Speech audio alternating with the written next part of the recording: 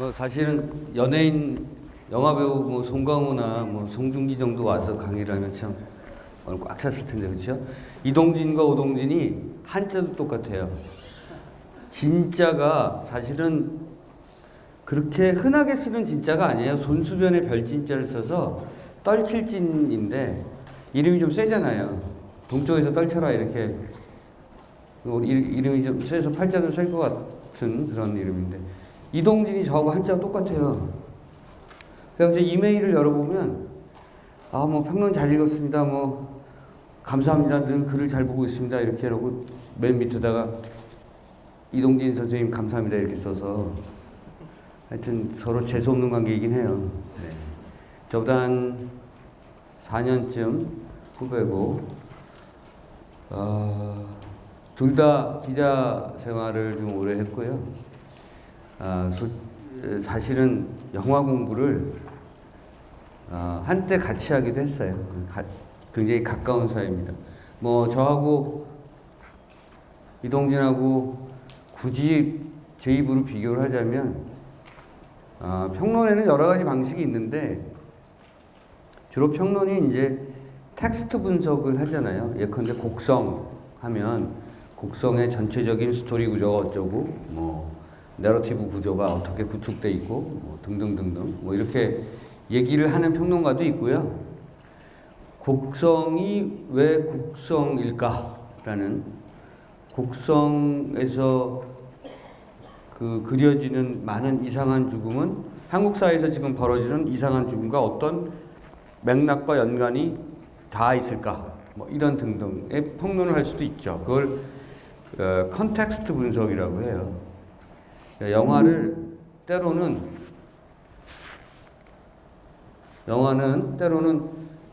사실은 컨텍스트적으로 봐야 되는 거죠.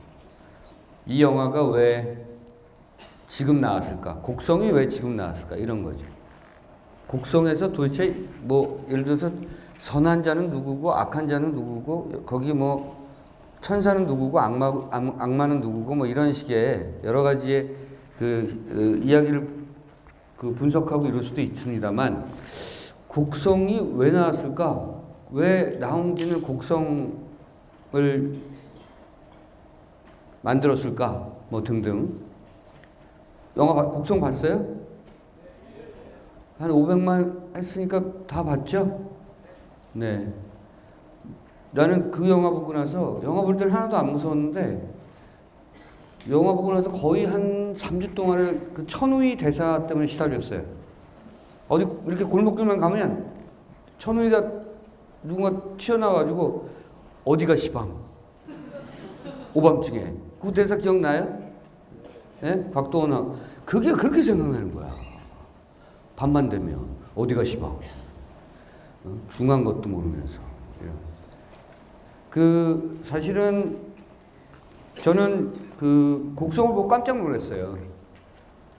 나홍진이 이렇게 잘 만들 줄 몰랐어. 곡성에 대해서 여러 가지의 평가가 좀 엇갈리고 있기도 하고 호가 엇갈리고 있기도 한데 분명한 것 사실 한 가지는 나홍진이 42살이에요. 나홍진 감독이. 지금까지 한국 영화가 지난 한 20년 동안 사실은 일정한 뭐랄까 작가 군단이 있었죠. 박찬욱, 김기덕, 홍상수, 이창동, 그렇죠? 유승환, 김지훈 등등. 근데 대체 유승환을 빼고 허진호까지 대부분 여기 있는 사람하고 나이가 같아요. 63년생, 54세, 50대예요. 50대. 박찬욱, 김지훈, 허진호 다 나이가 똑같아. 홍상수는 그보다 위죠. 그러니까 다 50대 감독들이어서 이 영화 평단에서는 언제부턴가 그런 얘기가 계속 나오고 있었어요. 페이지가 안 넘어간다. 그러니까 50대에서 40대 감독으로 넘어가야 되고 세대 교체가 돼야 되고 영화계도 계속 새로운 물갈이가 있어야 되는데 지난 한 10여 년 동안 안 넘어갔었어요. 세대 교체가 잘 이루어지지 않더라고.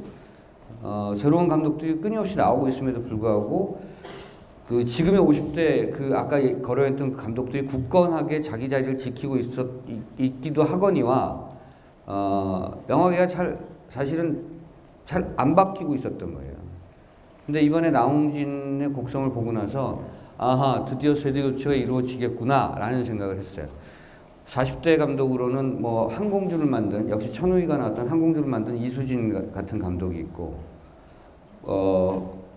여러분들 봤는지 모르지만 무산일기나 산다 같은 영화를 만든 박정범 감독이 있어요. 산다 봤어요? 산다? 그렇죠. 전국적으로 한 1,000몇백 명 봤으니까. 산다가 한 3시간짜리 영화인데 박정범이라는 감독이 굉장히 고집이 강한 미학적으로 굉장히 고집이 강한 감독이에요. 그 자기가 대체적으로 주인공을 맡고 있고 그 영화 중간에 나무를 찍는 장면이나 도끼로 나무를 베는 장면, 나무를 찍는 장면이 나오는데 한 7분이 넘어 그 롱테이크야. 계속 나무를 찍는, 나무 쓰러질 때까지.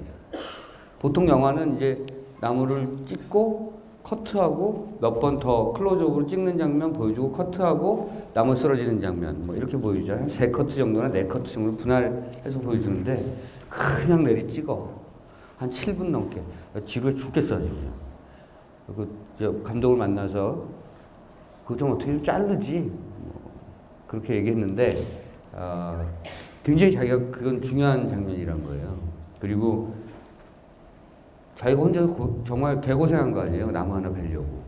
그걸 어떻게 자기가 편집해서 자르겠니. 그래서 등등해서 한 3시간이 넘는 작품이 산다라는 작품인데 그 영화는 여러 가지 어떤 그 의미를 갖고 있는 제목의 영화이기도 해요. 한국에서 산다는 것, 지금 시대를 살아간다는 것, 뭐 등등.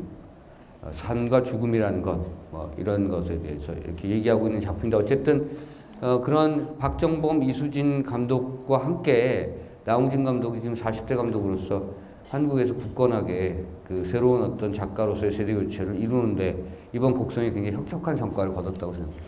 곡성은 매우 뛰어난 영화고 이런 생각을 한 거예요. 그러니까 그 나홍진 감독은 추격자에서 연쇄살인범, 표피적인 연쇄살인에 대한 얘기를 다뤘다면 추격자에서 그 여러분들 보신 영화 황해에서 황해 보셨죠? 나홍진 감독 영화는 대부분 다 많이 봤죠? 황해 안 봤네. 황해 나올 때는 미성년자였겠구나. 6년 전이니까. 그렇죠? 반응 되게 안 좋네. 재미없죠? 여배우 중에 누가 제일 술 잘 마시는지 궁금하죠?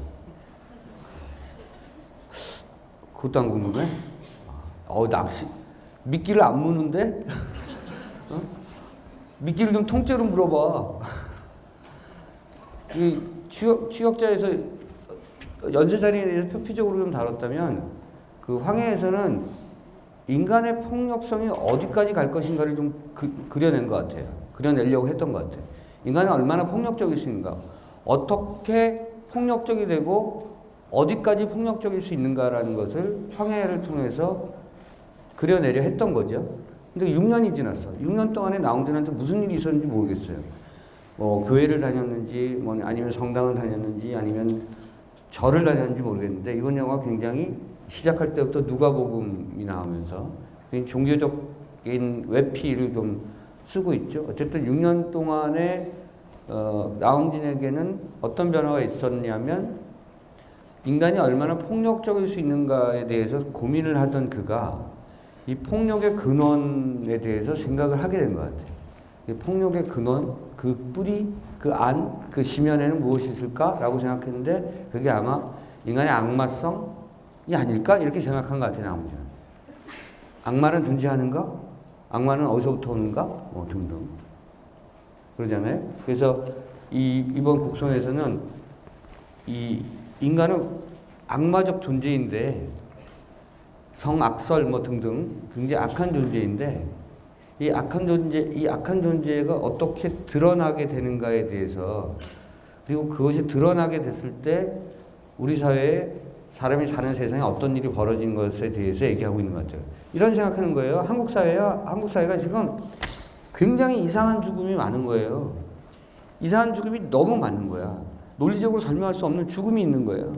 옛날에는 뭐 이게 우리가 사회적으로 구조적으로 문제가 있어서 뭐 계층적 계급적 문제가 발생하고 등등 그래서 이러저러한 어떤 죽음이 많아지고 또는 사건이 많아지고 이렇게 분석을 하거나 얘기를 했는데 논리적으로 이성적 기제를 동원해서 설명을 해도 설명이 잘 안 되는 죽음들이 너무 많다고 생각하는 거예요. 나온지는 대표적으로 세월호 뭐 이런 등등 죽지 말아야 될 애들인데 이렇게 배가 넘어갈 때 보면 애들이 다 그 누구도 죽을 거라고 생각하지 않았는데 그 배 안에 있는 아이들도 그렇고 배 밖에 있는 사람들도 죽었잖아요. 그러니까 그 이상한 죽음, 죽지 말아야 될 애들이 죽어 나가는 세상. 그리고 그 이후에도 수많은 죽음들이 벌어지고 있는데 요즘은 토막 사진을 해도 예전처럼 이렇게 팔다리를 자르고 몸뚱이를 갖다 버리는 게 아니라 몸을 가로로 자르잖아요.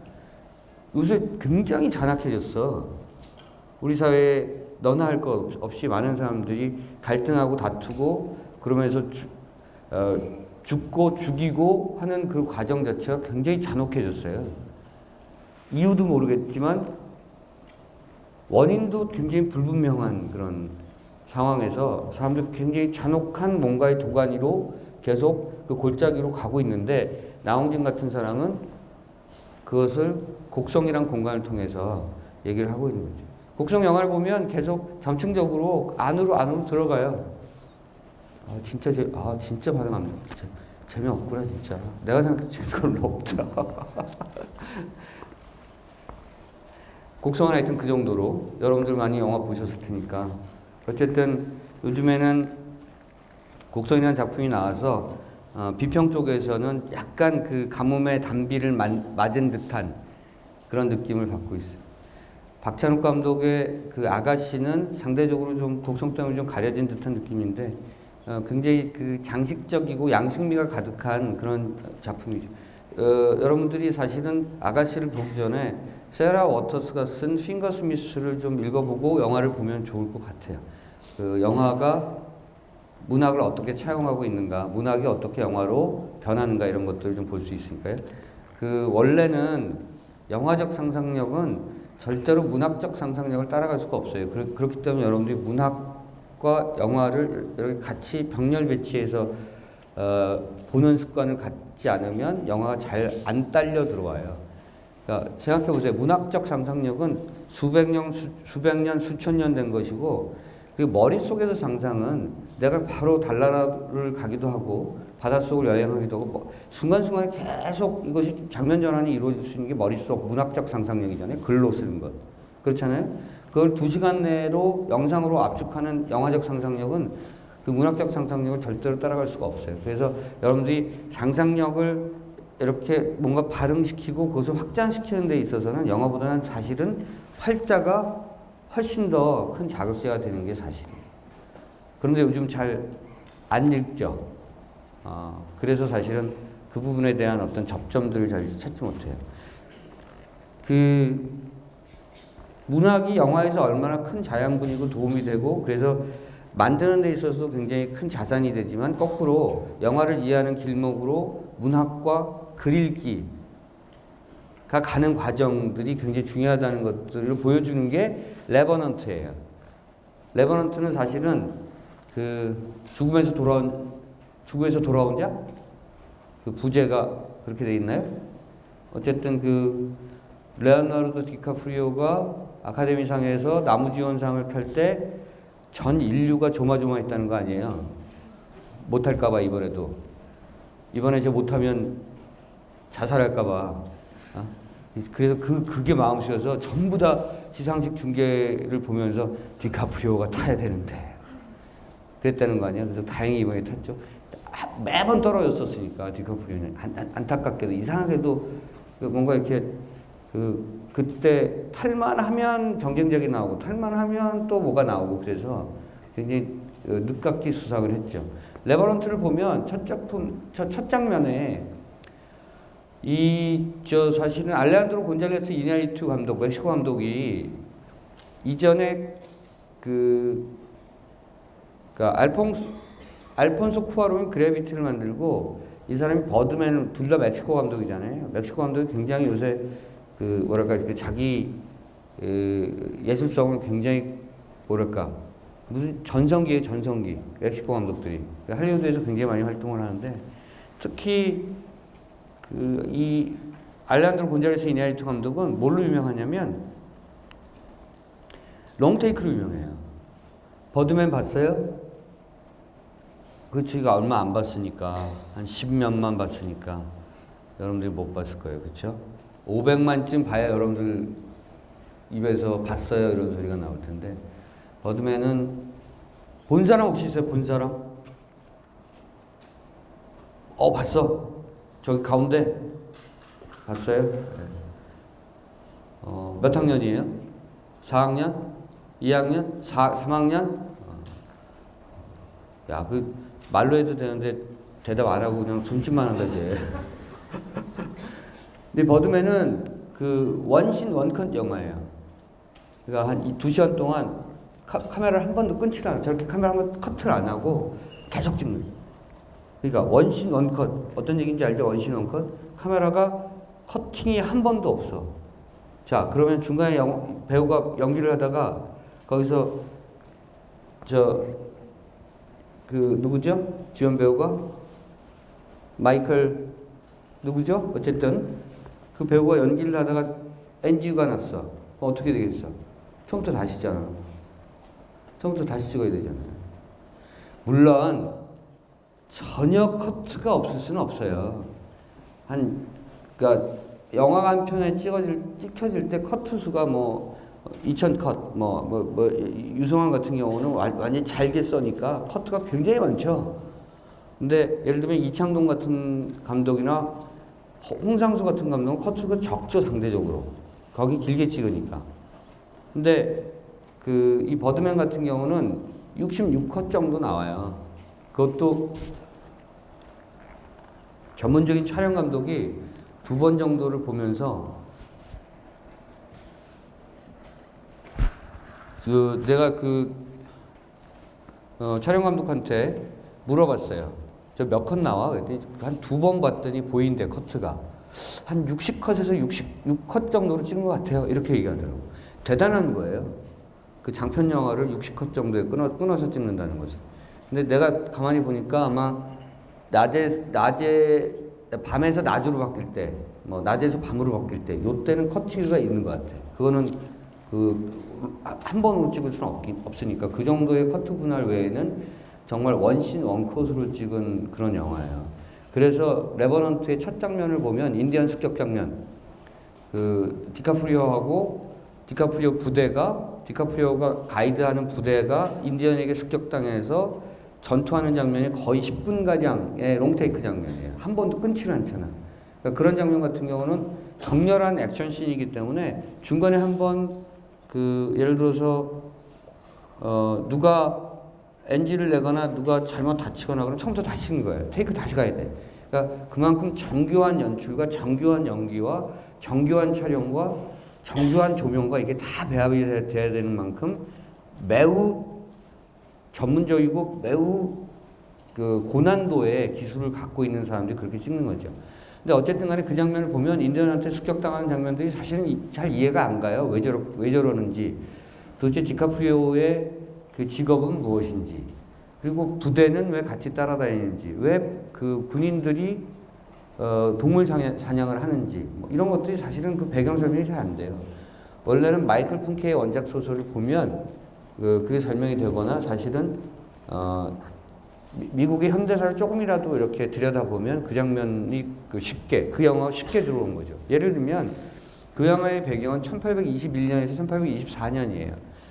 그러니까 그러면 남북전쟁 전에 후에요. 남북전쟁 전이야 후야? 전이지. 1820년이니까. 그렇죠? 그러니까 1820년에서 거기가 그 영화의 배경이 되는 데가 미주리예요. 미주리하고 캔사스가 이렇게 갈라지는데 거기에 강이 있어요. 미주리 강. 여기 선생님이 예전에 미국 대륙 횡단을 해봤어요. 9.11 테러 이후에 도대체 미국에 무슨 일이 있는지 궁금하기도 해서 미국이란 나라가 도대체 새삼 어떻게 생겼는지 그 안에서 벌어지고 있는 일들이 어떤 건지 좀 새삼 알고 싶어서 뉴욕에서 그 LA까지 횡단을 해봤는데 진짜로 미주리 캔사스 시낼 땐 거기 진짜 오지예요. 거기 깡촌이야, 깡촌. 쉽게 말하면 우리식으로 얘기하면. 그러니까 영화 속에서 1820년대 미주리강 지역에 오지를 다닌 거잖아요. 디카프리오는 뭐야? 거기 뭔가 안내원 같은 가이드예요. 1820년이 보면 미국이 산업자본주의가 아니라 상업자본주의가 발흥할 때 상업자본주의에서 산업자본주의로 넘어갈 때인데 그때 주요 상품이 모피예요. 모피, 동물 가죽. 동물 가죽이 제일 많이 나는 데가 미국에서 거기예요. 미주리가. 두 가지가. 그런데 모피 주식회사의 그 사장들이 도대체 미주리강 쪽에 회사를 세워서 사람을 보내면 꼭 두 가지 때문에 작살이 나. 하나는 인디안, 하나는 회색곰. 그래서 그 모피 주식회사 사장들이 필요했던 사람은 누구냐? 뭐가 필요했겠어? 안내원, 가이드, 길을 잘 아는, 인디언을 피해 다닐 수 있는, 또는 회색곰을 피해 다닐 수 있는. 물론 디카프리오는 거기 회색곰이 자기가 당하지만 그 두 가지를 피해 다닐 수 있는 그쪽 오지를 잘 아는 가이드. 근데 인디언하고 말도 통하면 좋아. 인디언하고 결혼했잖아요. 디카프리오가. 근데 가이드만 있으면 안 되잖아. 왜냐하면 인디언 습격을 아무래도 피할 수도 없을 뿐더러 하여튼 동물들의 습격, 특히 회색곰의 습격을 피할 수 없기 때문에 가이드 말고 또 필요한 존재가 뭐겠어요? 무장 군인, 병력 그런 거잖아요. 미국이 그 당시 연방화되기 전이니까, 그러니까 연방제도로 강고하게 단단하게 묶이기 전이기 때문에 어쨌든 군인들이 그 투입돼서 뭔가 보호를 해줘야 되는데 인력이 없으니까 군인들이 같이 일을 하는 거예요. 그러니까 쉽게 말하면 그 외인 부대, 용병 같이 활동하는 거예요. 그 주식회사의 돈을 받고. 거기서 보면 돔널 글리슨이 장교인데 사자 보스의 돈을 지켜야 된다, 근거를 지켜야 된다고 얘기가 나오죠. 그런 환경들이 거기서 보여지는 거예요. 그러니까 1820년대 미국 자본주의가 막 올라갈 때 거기 얼마나 사실은 이 어떤 이 자연의 야만과 문명과 야만이 어떻게 교차되고 있었는가. 그 가운데서 인간은 어떤 방식으로, 특히 미국이 지금까지 미국이 만들어지기까지 미국이 어떤 식으로 생존하고 살아남고 그래서 여기까지 왔는가. 이런 것들을 보여준 작품이에요. 그 감독들이나 작가들은 현재의 문제가 많으면 어떤 습성이 있어요? 돌아가요. 근원으로 돌아가고 싶어 하는 거예요. 도대체 지금 무슨 문제가 있는 거지? 이 문제가 어디서 시작된 거지? 근원으로 가는 거예요. 그래서 자꾸 과거로 가요.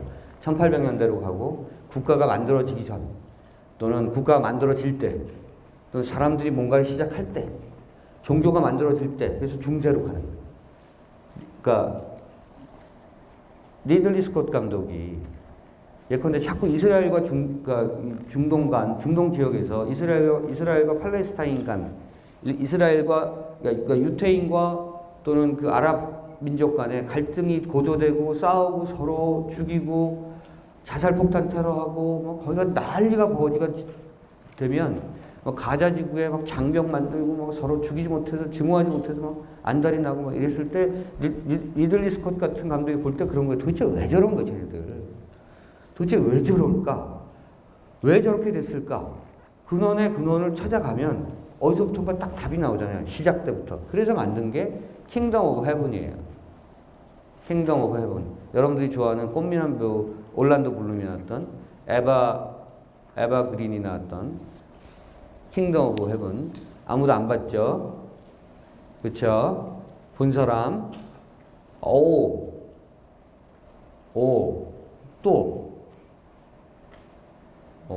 그래도 한 명씩은. 에바 그린이 그때 참 이뻤죠. 그렇죠? 예. 에드워드 노튼이 이렇게 예루살렘 왕으로 나왔는데 나병 환자에서 철가면을 쓰고 나오는데 그때는 평화로웠다는 말이에요. 리들리 스콧 감독이 봤을 때 이 지역이. 왜냐하면 매우 현명한 군주가 있었는데 그게 예루살렘 왕인데 예루살렘 왕이 기독교도와 무슬림을 평화롭게 지배를 했어요. 서로 힘의 균형을 만들어주고 서로 견제하고 굉장히 높은 정치력을 발휘하는 거죠. 리들리 스콧 감독이 봤을 땐 그렇게 그 당시에 예루살렘 왕처럼 높은 정치력을 갖고 있는 리더십이 존재한다면 그쪽 지역도 어떻게 보면 평화를 다시 되찾을 수 있지 않을까라는 생각을 하는 거예요. 그러니까 감독은 자꾸 근원으로 돌아가고자 하는 근원 회귀 욕구가 있어요. 영화를 만들 때. 그것은 결국은 과거 영화를 만든다 하더라도 사실은 감독이 하고 싶은 얘기는 현실에 대한 얘기예요. 현실. 조지 클루니가 배우이지만 굉장히 좋은 감독이에요.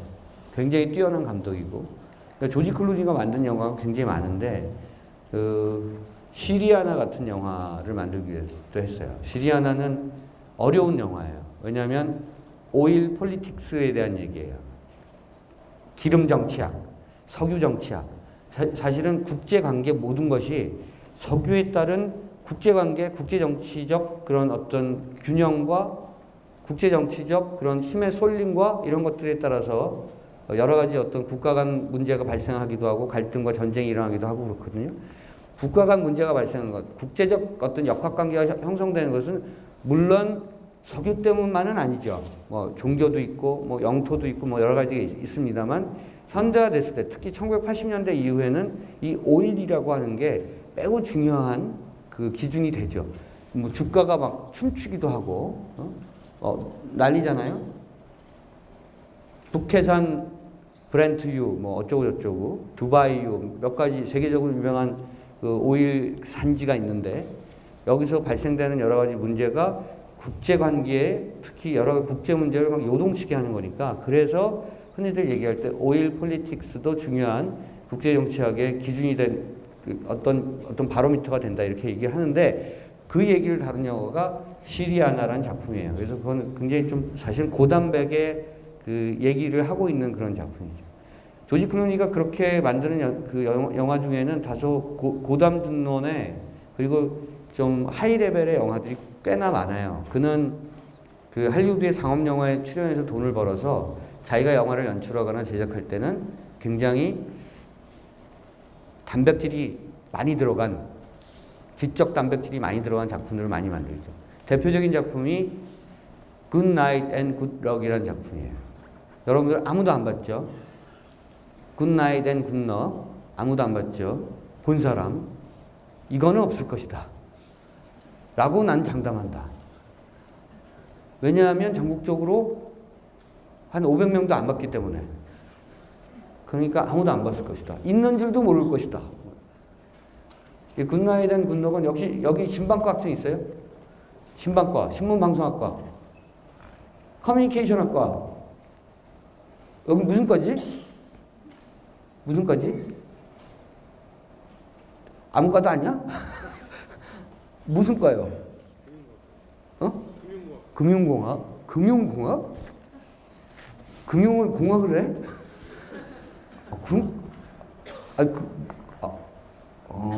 모르는 얘기는 듣지를 말자. 차라리. 금융과 어디야? 무슨 과? 의학? 의대생이야? 인류를 많이 구원하게 생겼다. 착하게 생겼다, 너 진짜. 우리나라에 국경 없는 의사회 좀 설치해주라, 진짜. 전 세계에 국경 없는 의사회 지부가 없는 나라가 한국밖에 없지. 그치? 그냥 쳐주기를. 어쨌든, 그 커뮤니케이션 학과나 신방과 학생들이 들으면 금방 알 사람이 에드워드 머로라는 사람이 있어요. 에드워드 머로. 에드워드 머로가 1950년대 사람인데요. 기자야. 이 제목이 왜 굿나잇 앤 굿럭이냐면 이 사람이 그 전쟁 때 2차 대전 때 그 종군 기자를 했어요. 2차 대전이 1930년대부터 시작됐잖아요. 그렇죠? 40년까지 갔는데 그때 당시엔 TV가 그렇게 막 없으니까 그때는 라디오잖아, 라디오. 이 사람이 라디오 방송을 하는 거예요. 유럽에서. 선생님처럼 마이크 들고 라디오 방송을 하는데 막 그게 그 청취자들한테 곧바로 전달되는 거예요. 근데 이 사람은 런던 폭격이 이루어질 때 옥상에 올라간 거예요. 런던 지붕 옥상에 올라가서 뭐 나치의 비행기가 뭐 무슨 대대처럼 몰려오고 있습니다. 그 현장 중계를 한 거죠. 그러니까 사람들은 이 사람의 이 종공기자 에드워드 머로의 방송을 통해서 리포팅을 통해서 전쟁의 어떤 상황을 중계를 받았고, 또 하나 중요했던 것은 이 사람이 맨 말미에는 꼭 그래요. 맨 말미에 지금까지 뭐 내가 YTN에서 기자 생활을 했는데 지금 뭐 항상 끝날 때 YTN 오동진이었습니다. 뭐 이렇게 하듯이 에드워드 머로였습니다. 여러분 good night and good luck 이렇게 얘기하는 거예요. 근데 지금은 그게 아무런 의미도 없는 말처럼 들리지만 전쟁식이라고 생각해봐요. 언제 내 머리 위에서 폭탄이 떨어질지 모르는 시대, 그러한 시기, 늘 뭔가 불안한 그 불안증이 아주 전 세계에 만연되어 있는, 확산되어 있는 시대에 어떤 한 남자가 굉장히 신뢰도가 높아요. 이 사람은 아주 충실한 기자고 사람한테 신뢰도가 높은데 이 남자가 맨날 말끝마다 끝날 때마다 여러분 안녕히 주무시고요. 좋은 밤 되십시오. 내일은 더 좋은 일이 있을 겁니다. 등등 이런 얘기를 하는 거잖아요. 한국말로 얘기하면 여러분들 평안한 밤 되십시오. 내일은 좋은 일이 있을 겁니다. 이러면 사람들이 그 위로감이 대단했던 거예요. 지금 막 대재난이 일어나는데 누군가가 어떤 사람이 어떤 목사가 여러분들 좋은 꿈 꾸세요. 오늘 하루만이라도 내일을 기대합시다. 뭐 이런 얘기를 반복적으로 들려주면 그 사람들에 대한 그 사람에 대한 기대치가 높아요. 그런 사람이 에드워드 머로였어요. Good Night and Good Luck. 영화 제목이 그래서 거기서 따온 거예요. 근데 1953년도에 미국에서 어떤 일이 있었죠? 조셉 메카시가 미국을 휘저었죠. 메카시즘 여러분 잘 알죠? 금융공학과 메카시즘 알죠? 모르는구나. 알아? 1학년이라고 지금? 1학년이 무슨 무기요? 여러분들 미국사를 배우면 그 서양사를 배우면 현대사를 배울 때 1950년대 주요한 사건이 메카시즘이에요. 메카시즘. 그래서 흔히 메카시즘 아는 사람. 메카시즘 오케이. 조셉 메카시 이름을 따서 만든 게 메카시즘이고요. 극우 반공 사상을 흔히 얘기할 때 그 메카시즘이라고 메카시즘적이라고 얘기를 해요. 조셉 메카시가 미국에 빨갱이들이 많다. 특히 할리우드에 최빨갱이들이다. 이렇게 해갖고 다 속관했어요. 다 그래서 뭐 위원회 세우고 청문회 세우고 추방시키고 막 이랬었어요. 미국도 그랬었어요. 미국도. 우리나라는 좀 참 말해 뭐해. 어쨌든 우리나라는 그냥 잡아다 죽였지 뭐. 1980년대에 그랬죠. 극악한 그런 독재 시절을 우리가 뚫고 왔어요. 우리 한국의 역사도 아주 극심한 그런 시절을 뚫고 여기까지 왔어요. 대단한 나라이긴 해요. 그런 점에서. 어찌됐든 메카시가 그렇게 해서 막 사람들 막 데려다가 청문회 세우고 쫓아내고 막 감옥 보내고 막 이러니까 그런 영화가 최근에 나온 영화 중에 트럼보라는 작품이죠. 트럼보. 달튼 트럼보에 대한 얘기인데 시나리오 작가인데 로마의 휴일을 썼던 사람이에요. 누구죠? 여배우? 오드리 헵번 나왔던 그레고리 팩과 오드리 헵번 나왔던 로마의 휴일과 그 다음에 카크 더글라스 나왔던 스파르타커스라는 영화의 시나리오 썼던 당대 최고의 시나리오 작가인데 그 당시에 자기 이름으로 못 냈어 시나리오. 왜냐하면 공산주의자라는 이름 미명하에 공산주의자라는 이유 때문에. 그런 시절을 그린 영화 트럼보고 이 굿나잇 앤 굿럭은 그렇게 조셉 메카시가 난동을 부리니까 사회가 이렇게 옥죄했었어요. 아무도 얘기를 못했어요. 한마디 나 잡혀갈까봐. 나도 청문회 세워서 쫓겨날까봐. 그 대표적으로 그때 쫓겨났다가 미국에 다시는 돌아가지 않았던 유명한 전설적인 배우가 바로 찰리 채플린이에요.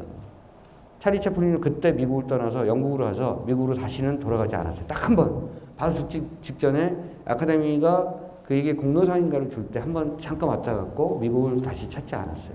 그 정도로 그 당시 1950년대 메카시즘의 광풍은 미국 역사에, 미국 현대사의 오욕이에요. 오욕. 그런데 그때 그것을 뚫고 나가게 한 주인공이 바로 에드워드 머로예요. 아무도 입을 열지 못할 때 방송에 나온 거예요. TV에. 1953년도에요. 54년. 딱 담배 피면서. 그 당시에는 방송하면서 담배 피웠어. 딱 담배 피면서 조셉 메카시에 대해서 공격을 한 거예요. 저널리스트로서. 그 얘기를 다룬 게 Good Night and Good Luck이에요. 내가 선생님이 하고자 하는 얘기 뭘까요? 자, 감독은 조지 클루니 같은 좋은 배우이자 훌륭한 감독은 역시 현실에 문제가 있으면 과거로 돌아가는 거예요. 1953년도에 조셉 메카시에 대한 얘기를 하는 영화가 굿나잇 앤 굿럭인데 그때 얘기를 하려고 한 게 아니지 사실은 조지 클루니는. 이 영화가 만들어진 것은 사실은 그 오바마 전이 누구예요? 부시잖아, 부시. 아들 부시 때 만들어진 영화예요. 조지 클루니가 봤을 때는 아들 부시 하에 미국이라고 하는 나라가 언론의 자유가 침해당하고 있고 사람들의 사상의 자유나 또는 표현의 자유나 모든 것이 억압되고 있다고 보는 거예요. 미국에서조차. 수정헌법 제1조가 있는 미국에서조차 지금의 나라꼴이 영 말이 아니다. 그렇기 때문에 이 문제에 대한 얘기를 하려면 조지 클루니가 생각했을 때는 1950년대로 돌아가서 에드워드 모로에 대한 얘기를 해야 되겠다. 이런 거죠. 그래서 그 1950년대 얘기를 통해서 사실은 2010년대 또는 2000년대에 미국의 현실을 사람들에게 알리고 싶었던 거죠. 작가들은, 감독들은 뒤로 돌아가고 싶은 근본에 대한 회귀적 그런 욕망이 굉장히 강해요. 그것은 현실을 더 강하게 얘기할 수 있기 때문에 그렇다는 거죠. 그렇기 때문에 그 맥락을 잘 보시면 영화가 잘 보여요. 쿠바를 갔었어요, 제가 며칠 전에. 쿠바. 한국하고 수교가 이루어지지 않은 쿠바. 북한하고 친한 나라, 쿠바. 쿠바를 갔더니 한국영화제를 했거든요. 첫 번째 제1회 한국영화제. 쿠바 제1회 한국영화제를 했었어요. 그래서 그 사람들이 한국영화를 모를 줄 알았는데 다 보고 있어. 드라마 엄청 봐. 그 드라마를 왜 이렇게 봐? 막장 드라마를. 좋대. 그래서 나보고 드라마를 물어보는데 난 드라마를 잘 안 보거든요. 그래서 안 보기도 하고 못 보기도 하고 그러는데 대화가 안 되더라고. 드라마를 보고 가야 되겠더라고. 어떤 10대 후반의 아가씨가 그 한국 노래를 부르더라고요. 당연히 케이팝이 요새 전 세계적인 그런 열기니까 뭐 노래를 부를 줄 알겠지라고 생각해서 그냥 노래를 들었어. 꽤 잘하더라고요. 쿠바가 노래를 굉장히 잘하는 민족인 거 알죠? 쿠바 재즈, 살사. 춤과 열정이 있는 나라잖아요. 근데 이 19살인가 20살인가 하는 아가씨가 노래 한 곡을 부르더니 한 곡 더 부르겠다면서 부른 노래가 심수봉 노래를 부르더라고요. 심수봉 노래를 가사도 정확하게 해서 부르더라고요. 그러니까 이거는 이 정도면 한국 문화가 굉장히 많이 들어갔다는 얘기예요. K-팝 정도 부르는 게 아니라 아니 무슨 19살이가 심수봉 노래를 구슬프게 부르더라고요. 매력적으로. 한국 뭐 정치, 뭐 경제 이런 것들은 잘 몰라도 어쨌든 노래, 영화, 그다음에 뭐죠? 춤, 뭐 등등등등 통해서 드라마 이런 것들 통해서 한국에 대한 접근이 굉장히 빨라지고 있거나 굉장히 가까워져 있어요.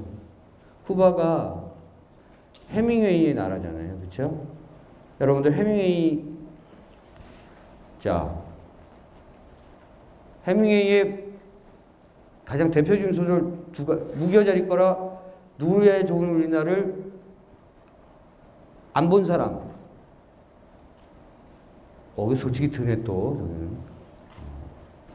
그건 다 봤어? 무교자리 거라? 태양은 또다시 떠오른다. 강 건너 숲속으로. 킬리만자로의 표범. 표범? 킬리만자로의 눈. 그렇죠?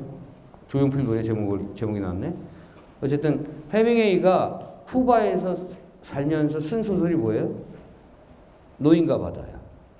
그래서 해밍웨이가 그 노인과 바다를 썼던 호텔룸, 해밍웨이가 그 소설을 쓰다가 좀 지쳐서 그 다이길이라고 해밍웨이가 마시는 술이 있어요. 나중에 여러분들도 한번 마셔보면 그렇게 뭐랄까 이렇게 알코올 도수가 강한 술은 아닌데 럼 베이스의 럼에다가 사탕수수를 좀 섞고 얼음을 갈아서 그 위에 이렇게 해서 마시는 건데 매우 맛있는데 맛있다고 많이 먹으면 취하죠 역시. 그래서 해밍웨이는 그 13잔이나 마셨다고 하니까 해밍웨이가 마시던 그런 바, 해밍웨이가 갔던 해변, 그래서 해밍웨이 아예 박물관 뭐 있어요. 해밍웨이하고 카스트로하고 굉장히 친했죠. 쿠바 혁명은 1959년에 성공을 해서 단 몇백 명의 지식인이 그 당시에 바티스타 정부, 부패한 바티스타 정부, 독재 정부를 무너뜨리고 사실은 그 지금의 쿠바를 만들었죠. 그래서 1959년에 쿠바 혁명이 성공한 이후에 미국하고는 문을 닫았는데 작가들이나 예술가들은 쿠바를 많이 갔었어요. 그렇게 갈 수밖에 없어. 가보면 알아. 쿠바에 가보면 쿠바에 가고 싶은 욕망을 불러일으키게끔 주변 환경이 그래요. 풍광이 그렇고 그리고 굉장히 뭐랄까 이 뒤늦은 성찰과 자각을 하게 해요. 산다는 게 이렇게 쫓기듯이 현대자본주의 금융공학적으로 쫓기듯이 막 경쟁적으로 치열하게 이렇게 사는 게 전부가 아니구나 라는 생각을 갖게 하는데 특히 지금 쿠바는 사실은 개발이 덜 됐잖아요. 그래갖고 통신망이 쿠바로 들어가는 순간 통신망은 다 끊겨. 특히 SKT 전화를 쓰는 사람은 쿠바를 들어가면 연락을 전혀 할 수가 없어요.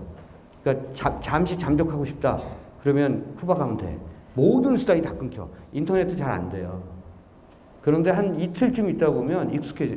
너 처음엔 엄청 불안했거든. 이게 안 되니까. 아니, 카톡이 안 돼. 이거잖아. 야, 카톡이 안 된다, 야를 그 얘기를 카톡으로 전달할 수 없다는 이 불안한 현실에 대해서 이틀 동안 너무너무 이렇게 이상한 기분에 휩싸였는데 한 이틀 지나니까 그게 오히려 굉장히 뭔가 다른 생각들을 갖게 해요. 오히려 필요한 것은 이런 것일 수 있다. 이런 것이다. 라는 생각들을 하는 거죠. 그러니까 쿠바에서 어떤 영화들이 지금 만들어지거나 이런 것들도 지금은 시작 단계이기 때문에 한 1년에 한 12편 정도밖에 만들어지지 못하는 나라이긴 한데 한국에서는 한 200편 정도 만들어지고요. 그러니까 영화적 그런 교류가 사실은 사상적 교류나 생각의 교류나 그래서 세상을 좀 열어가는데 굉장히 큰 도움이 될 것이다라고 보는 거죠. 해밍웨이가 나와서 하는 말인데요. 해밍웨이 소설은 여러분들이 글을 쓰기 위해서 꼭 봐야 될 소설 중에 하나예요. 해밍웨이가 기자 출신이잖아요. 해밍웨이 글은 굉장히 건조해요. 장식적이지 않아. 글을 굉장히 단순하고 간결하게 끊어 쓰는 버릇을 갖고 있는 작가예요. 그러니까 사실은 글을 못 쓰는 사람들이 보면 그러니까 글에 못 쓴다 잘 쓴다는 얘기할 필요 없고 글에 익숙하지 않은 사람들이 보면 글이 길어져요. 말이 잘 안 되는 사람들을 보면 순표가 없어. 말을 잘 못 끊어. 그러니까 원래 글을 잘 쓰고 익숙하게 글로서 자기를 표현하려고 하면 짧게 끊어 쓰는 버릇을 계속 습관화시켜야 돼요. 그게 기사체가 제일 적격이에요. 짧게 쓴다고 해서 글이 전혀 어색하지 않아요. 짧은 글들로 계속 이어지면 한번 여러분들이 그렇게 습관화를 해보세요. 짧은 글들로 자꾸 끊어 쓰는 거예요. 단문으로. 가능하면 단문, 복문 말고 단문으로 끊어 쓰는 버릇을 보여주는데 그것을 익숙하게 하는 글이 바로 해밍웨이의 글이에요. 그러니까 선생님도 예전에 글을 쓰는 사람으로서 글이 안 써지면 이렇게 서가에 꽂혀 있는 해밍웨이 책을 이렇게 다시 이렇게 들춰보곤 해요. 그걸 쭉 다시 읽고 있으면 내가 해밍웨이 소설 중에서 가장 좋아하는 강 건너 숲속으로 이런 소설을 읽고 있으면 다시 글에 대한 영감이 떠올라서 다시 쓰기 시작해요. 그러니까 그 글을 보는 게 여러분들이 실제로 실질적으로 도움이 돼요. 해밍웨이 대문호의 작품을 본다는 것이 어떤 문학적 감수성을 높이고 뭔가 교양을 향상시키고 이런 차원으로 생각하지 않아도 그거는 굳이 그렇게 생각하지 않아도 해밍웨이 글을 읽으면 여러분들의 실질적인 생활에 도움이 돼요. 글을 쓰는데 굉장히 이렇게 그 어떤 교본 같은 그런 역할을 해요. 해밍웨이 소설 중에 여러분들이 잘 아는 누구를 위하여 종을 울리나라는 게 있죠. 영화로는 게리 쿠퍼와 잉그리드 버그만이 그 주연을 했고 몇 년도 작품이죠? 1942년도 작품이에요. 여러분들 옛날 영화도 가끔 보면 매우 흥미로운 지점을 발견할 수 있어요. 그래서 클래식 고전의 영화들도 가끔 마치 그 명작을 탐독하듯이 옛날 영화도 가끔 찾아보면 좋을 거예요. 근데 내가 궁금했던 건 해밍웨이 소설을 볼 때가 어렸을 때는 굉장히 많이 아파서 학교를 잘 못 다니고 이랬을 때 집에 혼자 있는 막내 아들을 불쌍하게 여기신 돌아가신 우리 아버지께서 항상 머리맡에 책을 놓고 가셨어요. 책이라도 봐라 심심하니까. 처음에는 만화를 놓고 가셨고 그 다음에 점점 책으로 바뀌었는데 그래서 일찍 책을 보기 시작해서 해밍웨이 책을 한 중학교 1학년 때 본 거예요. 일찍 봤죠. 누구를 위하여 종을 울리나를 보는데 중학교 1학년 때니까 사실은 성적으로 굉장히 무지할 때야. 궁금하고 호기심은 왕성한데 무지할 때죠. 그래서 책을 보면 거기 마리아와 로베르토가 처음 만나서 배경이 스페인 내전이죠. 여러분들 내가 다 아는 얘기 하는 거지. 스페인 내전.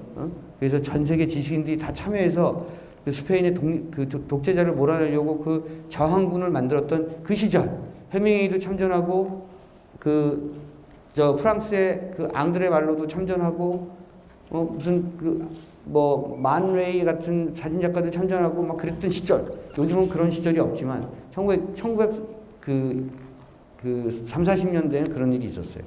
어찌됐든 그렇게 해서 참전한 미국인 로베르토와 스페인의 처녀 마리아가 처음 만나서 키스를 해요. 근데 마리아가 뭐라고 물어보냐면 그 로베르토한테 여러분들 책을 다 봤으니까 다 알죠? 아는 얘기 내가 하는 거지. 그렇죠?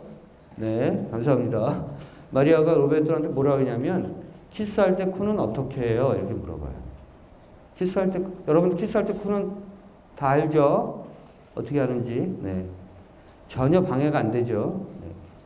근데 그 책을 보는데 도대체 키스할 때 코는 어떻게 하지? 라는 생각이 든 거예요. 진짜 부딪히는 거 아닌가? 이렇게. 그러니까 그게 너무 궁금했어. 해밍웨이 책을 보고 나서 중학교 1학년 때 키스할 때 코는 어떻게 할까? 이거 누구한테 물어볼 수도 없고 아버지한테 물어볼 수도 없고 누구 가르쳐주는 사람도 없고 막 몸은 아프고 막 집에 누워있는데 아무도 없고 막 이래서 굉장히 궁금했는데 KBS가 매 주말마다 명화극장을 했어요. 명화극장. 방송에서 흑백 TV 시절이에요. 지금처럼 칼라가 아니야. 누구를 위하여 종을 울리나 하는 거야. 그래서 불을 켜고 마음속에 드디어 이제 볼 수 있게 됐다. 키스할 때 코는 어떻게 하는지. 그래서 그 영화를 봤죠. 나로 하여금 영화의 길로 들어서게 만든 영화 중에 하나예요. 누구를 위하여 종을 울리나. 그러니까 영화 보니까 키스할 때 코는 전혀 문제가 안 되더만. 근데 이 영화를 만든 감독이 이 해밍웨이 문학에서 한 걸음 더 나아가서 한 걸음 더 갔어요. 그래갖고 그 마리아가 뭐라고 얘기하냐면 마리아가 그 정부군한테 독재자 정부군한테 잡혀서 윤관을 당했잖아요. 소설 속에서는 그게 그렇게 적나라하게 묘사되진 않지만 윤관을 당하고 머리를 다 깎였어. 머리가 빡빡인 거예요. 소설에서는. 근데 영화에서 잉그리드 버그만은 머리를 빡빡 깎을 수는 없으니까 머리를 아주 짧게 쳤어. 그래갖고 그것 때문에 감독이 대사를 하나 더 넣은 거야. 마리아가 키스를 하고 나서 로베르토한테 당신이 머리를 쓰다듬어 주니까 너무 기분이 좋아요. 머리를 한 번 더 쓰다듬어 주세요. 머리를 만져주세요. 이렇게 얘기해요. 그래갖고 내가 영화를 보면서 그러니까 그렇게 머리 만져주면 좋대. 그래서 내가 영화를 보면서 여자들은 키스할 때 머리를 만져주면 좋아하는구나. 이렇게 생각했다니까. 그래갖고 대학교 들어와서 처음 키스할 때 여자 머리 만지다가 너 변태냐? 뭐 이런 소리 듣고 뭐 그랬죠. 그러니까 그 문학의 상상력과 영화적 상상력이 정말 잘 결합된 영화 중에 하나가 누구를 위하여 종을 울리나 같은 작품이었고, 그것이 굉장히 영화의 길을 열어가는데 굉장히 큰 도움이 됐던 작품이에요. 문학과 영화는 그렇게 연결돼 있어요. 그러니까 해밍웨이 작품을 여러분들이 꼭 소설로 읽어보면서 그것을 자기의 글로 환원시켜보고, 해밍웨이의 그러한 그 세계적 그런 상상력, 그러니까 세계를 바라보는 그 넓은 시각, 그 담대함, 그 포용력, 이런 것들을 영화로 다시 한번 확인하는 것도 굉장히 좋아요. 세상을 배우는 어떤 길인 거죠. 영화가 왜 없어지지 않고 이렇게 100년이 넘게끔 사람들한테 끊임없이 뭔가 어떤 힘을 발휘하냐면, 영화가 이상한 마력이 있어서 그래요. 영화는 예를 들면 음악을 하나 배워요. 음악은 막 그러니까 클래식을 들으면 한 번에 확 오는 게 아니라 좀 귀가 필요하잖아요. 귀가 열릴 때까지 좀 시간이 걸려. 그 다음에 미술도 마찬가지잖아요. 작품 하나를 보고 개안한다는 표현도 있지만, 대개는 그림을 보고 자꾸 보고 또 보고 보는 눈이 자신은 좀 열려야 되는 그런 시간이 걸리는데, 영화는 2시간이면 돼요. 세상을 알아가거나 세상에 대한 자기 시선을 바꾸거나 세상을 같이 누군가와 공유하는 것, 이런 것이 2시간이면 돼요. 극장 안에 들어가서 극장 밖으로 나오기까지 1시간 반에서 2시간 반 정도의 이 시간대에 사람이 바뀌어져서 나와요. 영화 한 편을 보고 사람이 바뀌어져서 나와요.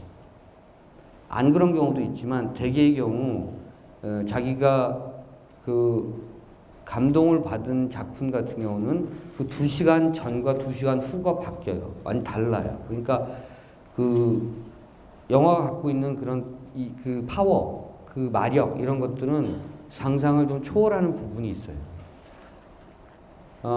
마치 막심 고리끼의 어머니 같은 거예요. 어머니가 자기 아들밖에 몰랐던 어머니가 자기 아들이 그렇게 뭐 정의로운 싸움을 하다가 뭐 희생되고 이런 과정에서 더 큰 투쟁을 하는 어떤 사람으로 변해가는 것과 마찬가지로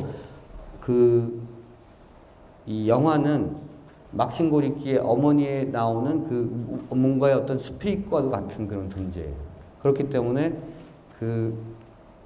점점 더 영화가 갖고 있는 어떤 그런 에너지가 사람들에게 많이 전달되고 있는 그런 상황인 거죠. 영화는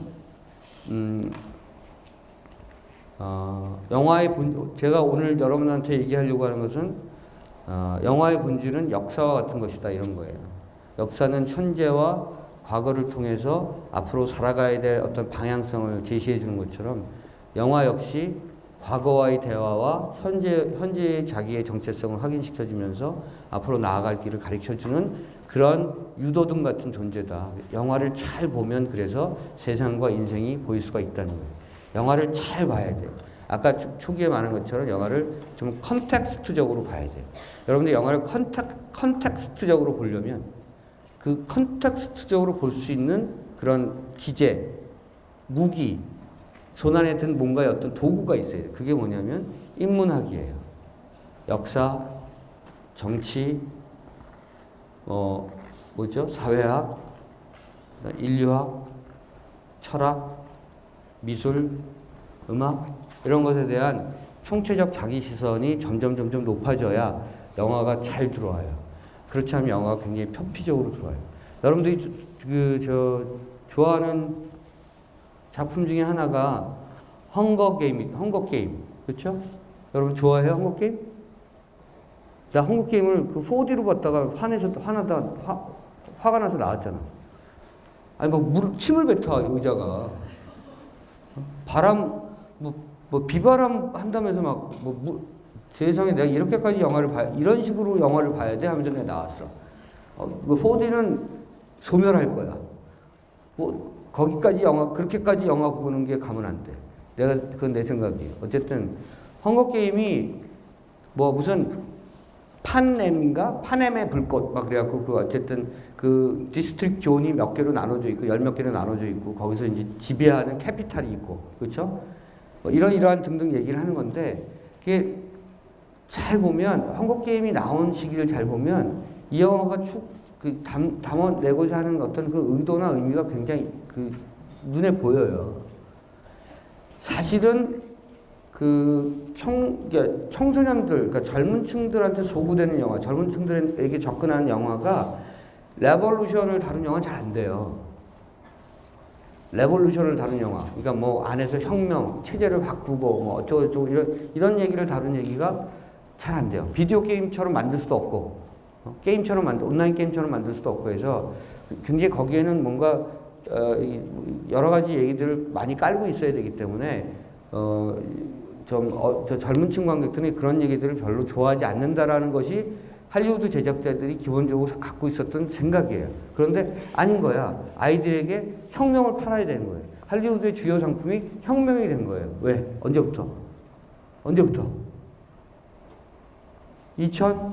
언제부터? 11년. 무슨 일이 있었죠? 오큐파이 월스트리트가 있었잖아요. 월가를 점령하라. 그 월가에서 엄청난 시위가 있었잖아요. 젊은이들이.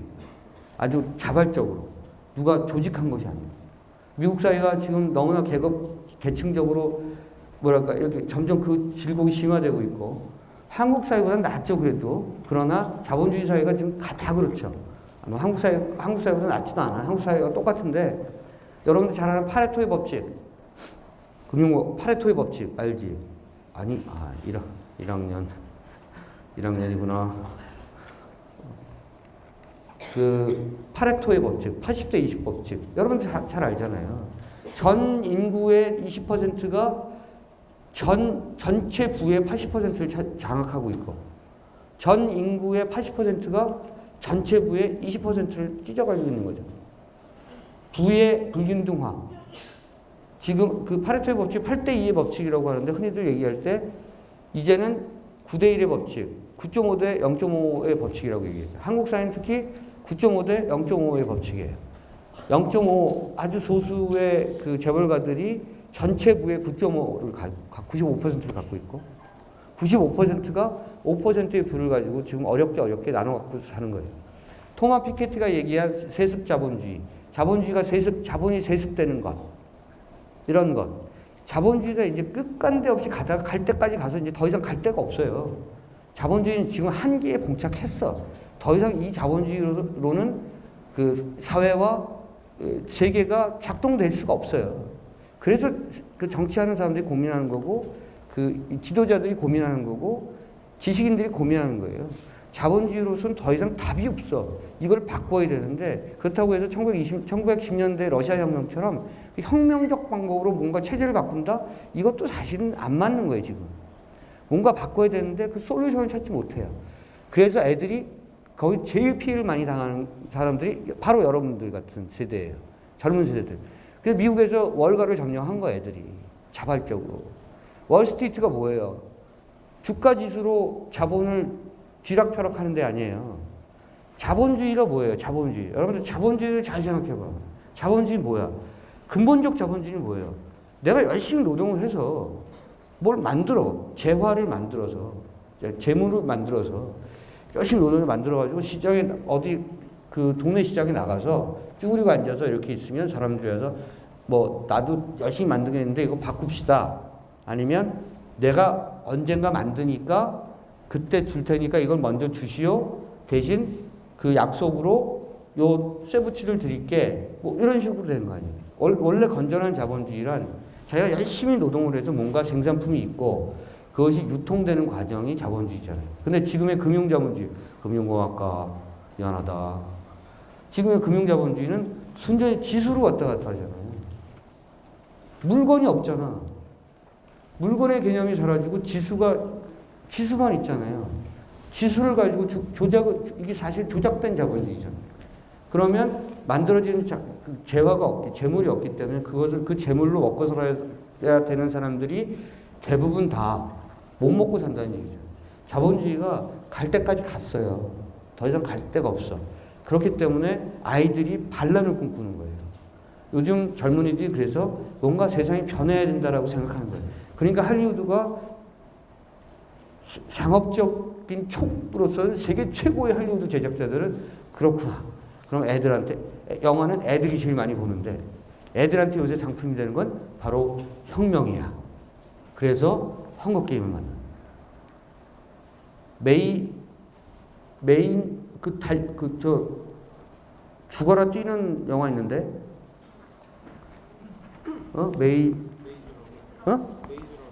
메이즈런. 메이즈런도 마찬가지잖아요. 그러니까 그 영화 그 기본 이야기 골격 구조가 비슷해요. 헝거게임이나 메이즈런이나 뭔가 압제적이고 뭔가 이렇게 중앙 통제적인 시스템에 의해서 사회가 구성되어 있는데 그것으로는 더 이상 살 수 없다는 어떤 균열이 일어나고 그 균열 속에서 반란을 꿈꾸는 젊은이들이 더 좋은 사회를 만들려고 체제 정복을 해나가는 거죠. 그런데 달콤하잖아요, 사실은. 할리우드가 만들어놓은 혁명의 어떤 그런 상품들, 헝거게임이나 메이즈런이 그렇다고 해서 막 굉장히 막 피바다가 일어나고 막 이런 게 아니야. 그냥 심지어 로맨틱하기까지 해요. 약간의 사탕수수, 사탕발림들이 그 영화에 들어가 있는 건데 어쨌든 그 영화를 보면서 내가 느끼는 것은 그렇구나. 이제는 할리우드조차 혁명을 상품화할 수밖에 없는 시대가 왔다는 거죠. 그만큼 헝거게임이라고 하는 것은 단순하게 그런 아이들 그런 뭐 이런 게임 영화가 게임을 토대로 한 영화처럼 만든 게 아니고 지금의 미국 현실 어쩌면 그 마음속으로 반란을 꿈꾸는 그 욕망을 갖고 있는 미국 젊은이들의 얘기를 담아내는 상업적인 트루기로 담아내는 영화였다, 영화이다 이렇게 볼 수 있는 거예요. 그러니까 헝거게임을 보더라도 어떤 방식으로 보느냐에 따라서 그게 좀 달라 보여요. 그걸 막 4D로 막 비바람 맞고 막 의자가 침 뱉으면 침 맞고 이렇게 보는 거하고 이게 미국 젊은이들의 그런 욕망을 어쩌면 두 가지 측면이에요. 그걸 더 발산시키는 그걸 상업적으로 활용해서 상품을 만들어서 그런 이야기를 젊은이들에게 확산시키는 역할도 하지만 다른 부정적인 효과는 뭐냐면 순화시키는 거예요. 내가 지금 나가서 싸워야 되는데 영화를 보면서 대리하는 거잖아. 그래서 순화돼요. 두 가지의 이율배반적인 효과가 있어요. 아이들은 그 영화를 보면서 더 혁명을 꿈꾸기보다는 영화로 대체하게 되는 거예요. 혁명은 필요하지만 혁명은 순화되는 뭐 이런 것이 지금 할리우드가 만들어내는 할리우드가 그것이 의도한 건지 아닌지는 모르겠으나 그렇게 조작해내는 실험 중에 하나인 거지. 하나만 더 얘기할게요. 내가 자주 하는 얘기 중에 장이모우의 영웅 얘기가 있는데 영웅 영화 봤죠? 영웅 이건 봤을 거야. 누구죠? 양조위와 그다음에 여배우 누구야?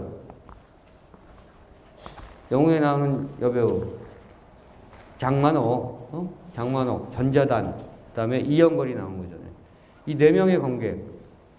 이 네 명의 관객은 그러니까 양조위는 파검이고요. 검을 너무 잘 써. 역시 마찬가지로 긴 칼을 쓰는 장만옥, 검을 잘 쓰는 검객이죠, 여자 검객. 그다음에 전자단은 창을 쓰고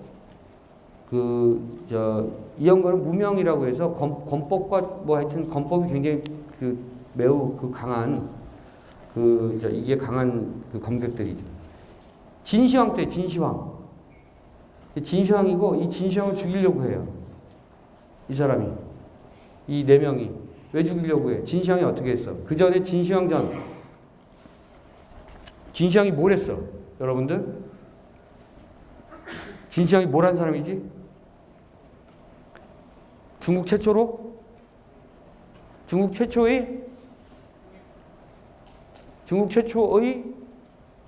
통일국가를 만들었지. 그래갖고 그러니까 지금 차이나가 그 진에서 온 거예요.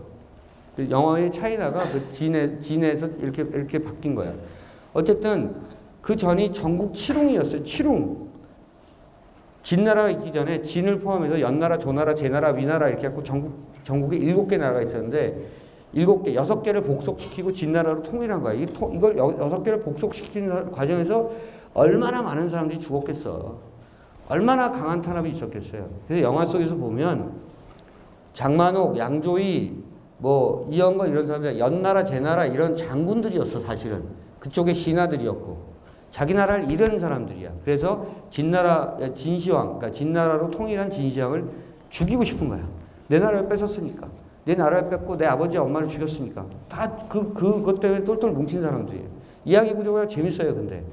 네 명이서 짜. 뭐라고 짜냐면, 이영거리가 다 세 명을 죽였다.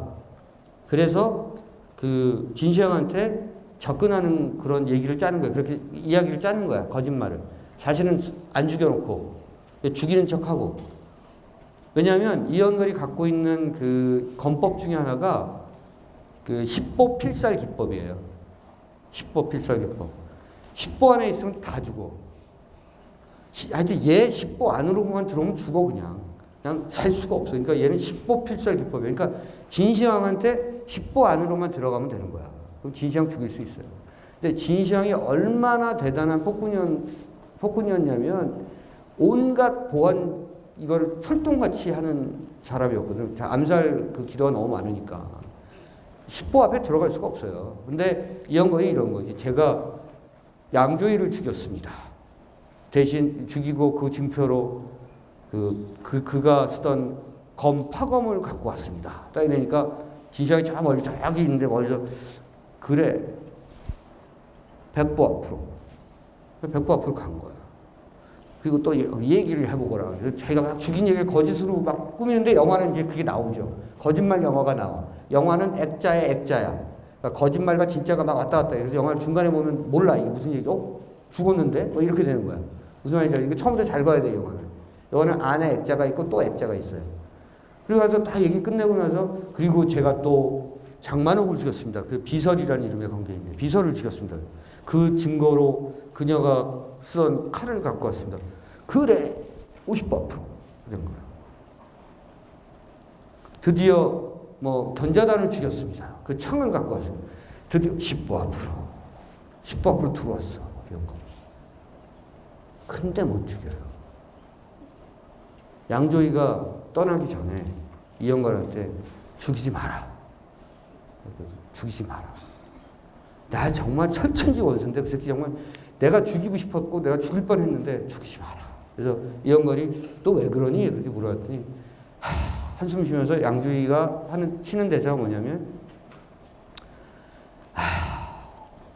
폭군이긴 한데 나쁜 새끼인데 백성은 농사 짓고 살잖아 지금. 이런 거예요. 또 전쟁할 수 없잖아. 또 전쟁 날 텐데. 그냥 농사 짓고 살게 하자. 이 영화를 만들고 나서 프랑스의 르몽드지가 문화면 톱으로 장이모의 영웅을 보고 나서 어떤 그 기자가 썼어. 기가 막힌 기사를 썼어. 장이모는 정치적으로 변절하는가 썼어. 영웅을 보고. 그래서 야 영화 잘 봤다고 했어. 진짜.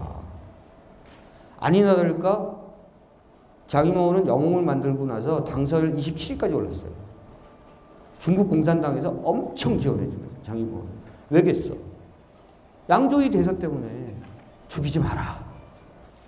천안문 사태 있었잖아요. 중국은 지금 언론도 통제하고 있고 사실은 일당 독재고 중국식 자본주의로 중국이 엄청난 지금 G2의 국가로서 지금 성장하고 있지만 그럼에도 불구하고 중국 인민들은 사실은 100%의 그 자유를 누리고 있지 못해요. 그거를 자본주의로 지금 사실은 겉을 좀 이렇게 바르고 있는 거잖아요. 그러니까 똑같은 얘기를 하는 거예요. 장이모는 그 관객들에게 영화 속 양조위의 대사로. 그래 천안문 사태도 있고 중국 공산당 쟤네들 진짜 마음에 안 드는데 그래도 중국 경제가 좋아지고 있잖아. 상하이 봐. 푸동 봐. 그냥 인민들 그냥 먹고 살잖니. 또 먹고 살기 어려워지면 어떡해. 이 얘기를 하는 거예요. BC 기원전 시기인 진시황 시대로 돌아가서 장이모는 지금의 중국 공산당 체제를 얘기하는 거예요. 죽이지 마라. 또 전쟁 날라. 라는 양조위의 대사로 그걸 중국 공산당도 읽은 거고 프랑스 르몽드 기자도 읽은 거예요. 그래서 중국 공산당은 픽업했어. 장이모. 그 다음에 연인도 만들게 하고, 그 다음에 황후화도 만들게 하고, 있는 돈 없는 돈 다 장이모 감독한테 지원한 거예요. 큰 영화 많이 만들었어요. 투란토트 오페라 올렸죠. 그 광저우에는 그 장이모 이름으로 빛의 축전이라고 해서 축제도 만들어줬죠. 항상 문부상으로, 그러니까 당내 서열 27로 오르면서 중국 문부상으로 거론되는 사람. 항상. 영화 한 편이 사실은 그걸 어떻게 보느냐에 따라서는 영화가 손바닥 안과 손바닥 겉으로 왔다 갔다 해서 보여요. 전혀 다르게 보일 수가 있어요. 그러니까 영화는 세상을 열어주는 그 뭐랄까 그 중간지대의 어떤 그 게이트 같은 그런 존재이자 의미인데, 여러분들이 그 문을 열려면 인문학적 지평을 같이 넓혀야 돼요. 그러니까 문학과 미술과 음악과 정치와 역사와 특히 역사와 이런 것들과 같이 그 벽돌 하나하나를 올려줘야 영화가 제대로 들어와요. 그렇지 않으면 아까 말씀드린 것처럼, 얘기 드린 것처럼 헝거 게임은 그냥 애들 그런 파남의 불꽃, 그 파남에서 벌어지는 헝거 게임 하나로밖에 안 보이는 거예요. 거기에 월가의 혁명 같은 어떤 의미가 담겨져 있을 거라는 생각이 잘 안 드는 거예요. 오키파이 월스트리트의 의미가 어떻게 헝거 게임과 연결되는가, 이런 것들에 대한 생각들을 할 수가 없어요. 그러니까 늘 영화를 둘러싼 그런 컨텍스트적 환경들을 여러분들이 계속 캐치하지 않으면 영화 잘 안 보여요. 영화 잘 안 보이면 영화가 자꾸 흥미가 떨어져요. 그래서 나이 먹으면 안 보는 거예요. 근데 영화가 흥미가 떨어진 게 아니라 본인이 세상에 대한 흥미가 떨어진 거야. 그러면 늙는 거예요. 그게 진짜 늙는 거야. 젊게 사시기 바라고요. 뼛속 깊이 자유로운 영혼으로 사시기 바랍니다. 끝. 감사합니다.